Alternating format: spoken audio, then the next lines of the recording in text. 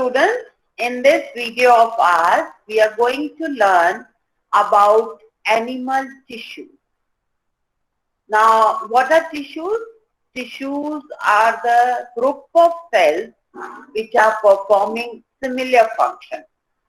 In a multicellular organism, when there are many cells in the body, there is division of labor. Some cells are responsible for one type of function, the other cells will do other type of function. So the cells will be grouped as per their function and tissues into organ into organ system.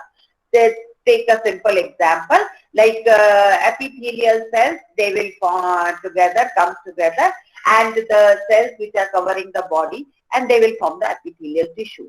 Now epithelial tissue, nervous tissue, connective tissue, muscular tissue, all will combine and they will form one organ, suppose stomach. So stomach is one organ. Then mouth, esophagus, stomach, small intestine, large intestine, they will form organ system, and that is digestive system. So these are the different organizational levels of the organism. So today we will concentrate on types of animal tissue. Like in our body, there are billions of cells. And these billions of cells, they are organized into different tissues, different organs and organ system for the smooth functioning of the body activity. So let's see what are the different types of animal tissues and what are their functions. Tissues. That means the tissues which are present in animals. Here we are concentrating only on animals because plant tissues are different from animal tissues. Now if we see the types of animal tissues, they can be divided into 4 major groups: epithelial, muscular, connective and nervous tissue. Now this epithelial cell is the covering of body, covering of blood vessels, covering of different organs. So everything in our body is covered by the surface is on the surface, and the surface is covered by the epithelial tissue. Now this epithelial tissue, as per the shape, it can be divided into different forms. Squamous epithelial tissue, cuboidal, columnar, ciliated, glandular. So these are the different types of epithelial tissue. Now epithelial tissue, an epithelium is a sheet of cells that covers the body surface. So all our skin, all over our body, the skin is the epithelial tissue. Epithelial tissue is what? Is a sheet of cells which is covering a body surface, or it is lining a cavity. It is the stomach is lined, the nasal cavity is lined, the buccal cavity is lined, lungs are lined. So all these coverings are made up of epithelial tissue. Epithelium forms the covering of surfaces of the body such as skin, mouth, nasal cavity, lines internal body surfaces such as gastrointestinal tract, lungs, urinary bladder, vagina, and lining of the blood vessels, lymphatic and heart. Now these are, the origin of this epithelium is different. Like the skin, mouth and nasal cavity, these are lined by the epithelium which the nature is ectodermal. That means they have been differentiated from ectoderm. And the internal body surfaces such as gastrointestinal tract, lungs, urinary bladder and vagina, they are endodermal in origin, and lining of blood vessel, lymphatic and heart, they are endothelial cells. These are derived from the mesoderm. So some epithelial tissue are derived from ectoderm, ectoderm, mesoderm and endoderm. These are the 3 germ layers. That's why we call that organ is triploblastic. So some epithelial tissues are formed from the ectoderm, some from the endoderm, and some from the mesoderm. And now what is the purpose of this? What is the function of this epithelial tissue? This epithelial tissue is there to protect, absorb, excrete, secrete, and sensory reception. Suppose I'm putting a pin on your skin, you will receive the sensation. So it is helping in the sensory reception.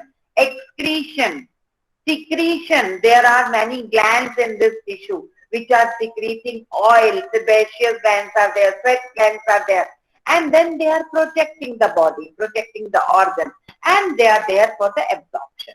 So these are the various functions which are performed by the epithelial tissue. Now this epithelial tissue can be divided into simple epithelium and compound epithelium. So simple epithelium means one layer of cells.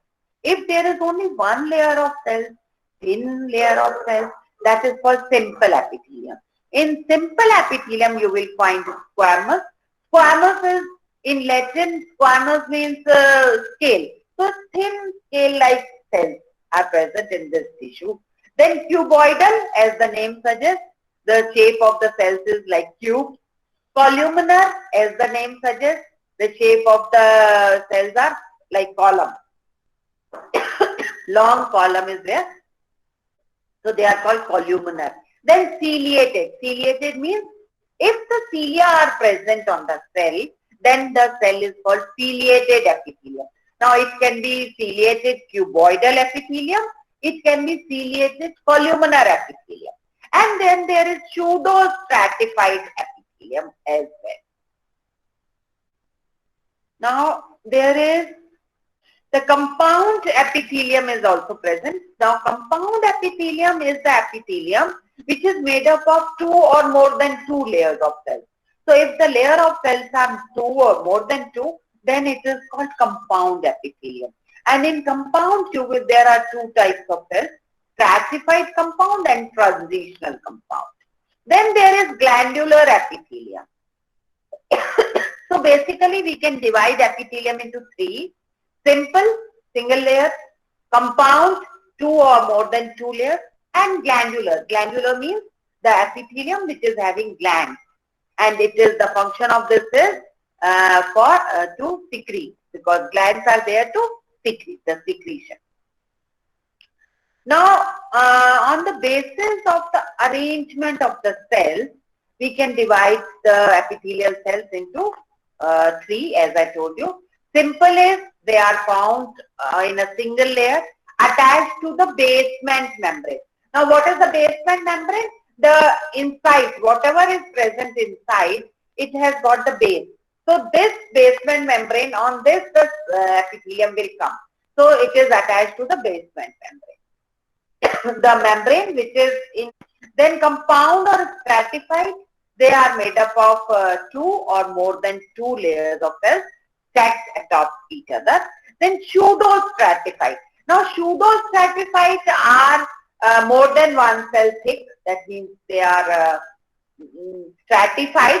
But why they are pseudo? Pseudo means false, because the nucleus, in their nucleus lies at different heights. So it is difficult to guess that how many layers are there. So that's why it is called pseudo-stratified. Now on the basis of shape, they can be divided into four. That's three basically. Squamous is scale, so flat, thin, scale-like cells. Cuboidal, the cells which are having the cube shape, and typically the cell's height and width. What is a cube? The height and width are equal. So if the cell is of the cube shape, then it is called cuboidal epithelium. And if the tall and columnar cells are there, then it is called columnar epithelium. Tall, rectangular or column shaped cells. And these cells are typically longer than width. They are more longer and the width is less. The rectangular shape is there. Now just see the diagram.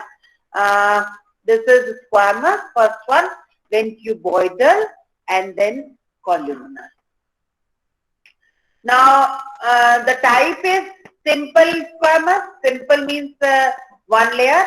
Stratified squamous means more than two or more than two layers. Simple squamous you will find in the lung alveoli and blood vessels. This is the location. And what is the function? It allows small things to pass. Okay. Now these cells of the epithelium, they are attached to each other, and there are three types of attachment. One is tight junction. Tight junction is when the two cells are tightly attached to each other and they will not allow anything to pass through them. So that type of junction is called tight junction. The second type of junction is called adhering junction. Adhering means they are attached to each other but not very tight. So they are attached to each other, the neighboring cells are there, and there may be some gap or there may be some space between these two. They are adhering to each other, and this adhering is, junction is called adhering junction. And the third type is called gap junction. Now in gap junction there is space between the two cells. So the epithelium cells are there and there is space between two, and this gap is allowing the substances from one cell to another cell. So three types of junctions are there: tight junction, adhering junction, and gap junction. Now this squamous, the simple squamous is the types of the epithelial tissues, and what are their functions? Their location is lung alveoli and blood vessels. They allow things to pass. That means they are of the gap junction type of epithelium. Now the second is stratified squamous. Stratified squamous is the skin lining of mouth and esophagus, and they protect us from the wear and tear of the skin. Wear and tear is protected by this stratified squamous. Then simple cuboidal is present in the kidney tubules. It is there for the mechanical support. Stratified cuboidal, that means the cuboidal with more than two or more than two layers. Salivary and sweat glands, and it is there for mechanical support. Simple columnar means one layer of columnar epithelium and lining of intestine and respiratory tract. This is the location. And function is absorption and secretion and moved mucus by cilia. If cilia is present, then it is called ciliated columnar cell. Now, stratified columnar, it is present in the urethra, male urethra. It is for the protection and secretion. Now, transitional epithelium is the lining of urinary bladder, and it helps in the expansion and contraction of the urinary bladder. Pseudo-stratified columnar epithelium present in the respiratory tract, and it moves mucus by cilia. Epithelium consists of single layer of epithelium cell resting on a basement membrane, and is present on those areas where absorption is more, but wear and tear is less, because it is of single. So if there is a wear and tear, it will be worn out, torn out immediately. So this simple epithelium is present where there is absorption. The function is more of absorption and less of protecting from wear and tear. Simple epithelium, we have discussed, this is the simple squamous. Simple squamous means one single layer. Location is air sacs of lungs and the lining of the heart, blood vessels, lymphatic vessels, and this function is allow materials to pass through by diffusion, filtration, and secrete lubricating substances. Then simple cuboidal, single layer of cuboidal epithelium in ducts and secretory portions of small glands and in kidney tubules. Its function is secretes and absorbs. Then columnar. This is the columnar. Simple columnar means one column, long. Ciliated tissues are in bronchi, uterine tube, uterus, smooth, and in the digestive tract, bladder. What is the function? Absorb. It also secretes mucus and enzymes. Now, compound epithelium. It consists of many layers of epithelial cells of different shapes, representing newly formed and mature cells. The superficial layer grows outward from below. Basement membranes are usually absent. Their main function is to protect underlying structure from mechanical wear and tear. So this is the difference between compound and simple. In simple is not meant for wear and tear, for protection. The compound is protecting the structure from wear and tear. Now compound consists, these are the three. Stratified squamous epithelium means the compound. So more than two layers of the squamous epithelium lines the esophagus, mouth and vagina, and it protects against abrasions. Abrasions is what? The wear and tear. Then stratified cuboidal epithelium. Stratified means two or more than two layers of cuboidal cells. They are present in the sweat glands, salivary glands and the mammary glands, and their function is protective. Then stratified columnar epithelium. Stratified columnar epithelium is present in the male urethra and the ducts of some glands, and the function is secrete and protect. Then this is transitional.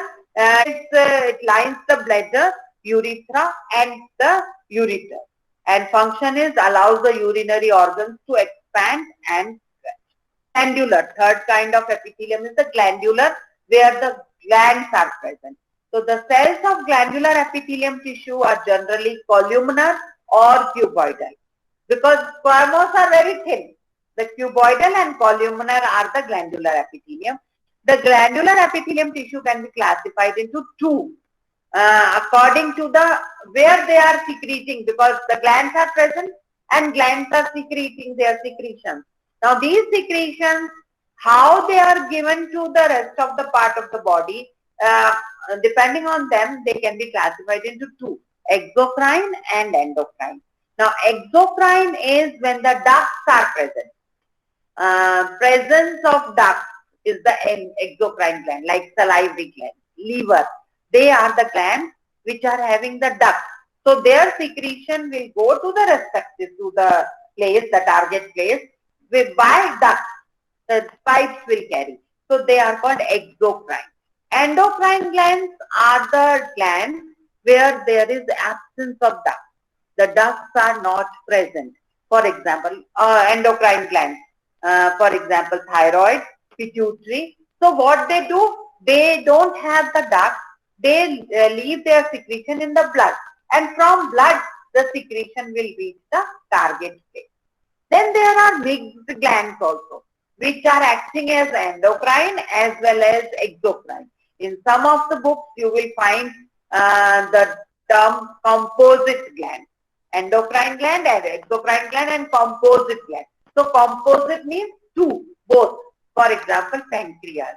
So pancreas is acting as endocrine as well as exocrine. Exocrine, the pancreatic juice is secreted from the pancreas, and that juice is taken to the digestive system with the help of a pancreatic duct. So duct is present. Now the pancreas is also secreting insulin. Now insulin, for insulin there is no duct. Insulin is secreted into the blood, and it is traveling in the body in the blood, and it is at the respective places wherever it is required in all the cells. This insulin is distributed. So pancreas is acting as endocrine as well as exocrine. Now see the structure. This is the exocrine and this is the endocrine, because exocrine, the chemicals are produced by the gland and then the secretions are given out. And in case of endocrine, you will find the hormones are secreted into blood. So cells are covered and by the blood, and the hormones are given into the blood because they don't have any duct.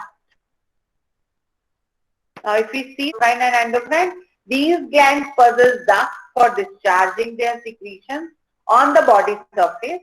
The sebaceous glands present in the skin, salivary glands present in the buccal cavity, gastric glands present in the wall of the stomach are the few examples of exocrine glands. The glands, the endocrine glands, they do not discharge their secretion through ducts. So ducts are not present here. Hence, they are also known as ductless glands. They discharge their secretion directly into the bloodstream, and their secretions are known as hormones. The pituitary gland, thyroid gland, adrenal gland, these are the examples of endocrine glands. Now, according to the number of the cells, unicellular and multicellular. Unicellular are the cells which are having only one cell, the gland having one, like globate cell in the digestive system. So this cell, goblet cell, they are types of exocrine glands. In exocrine, where the duct is present, they can be simple glands, they can be compound glands. Simple means the more branches are not present, the duct portion does not branch, whereas in compound, the duct portion has many branches. So this is the difference between compound and simple. And these are of two types, tubular and alveolar. Tubular is like a tube and alveolar is like the bunches of the grapes. For example, in lungs, we are having alveolar structure of the gland. So this is the difference between these two. Now, according to their function, they can be divided into three. One is merocrine, apocrine, and holocrine. In merocrine, what happens? The secretion is given out. In apocrine, the pinched off portion of the cell is the secretion. That means the cell itself will give some of its portion as secretion. And in holocrine, mature cell dies and becomes secretory product. That means the cell itself dies and it itself becomes the secretory product. So depending on the this thing, most of them are merocrine, which are secreting, but some of them are apocrine and holocrine as well. Issues: epithelium, connective, muscle. So these are the four, and this was all about the epithelial tissue which we have learned today.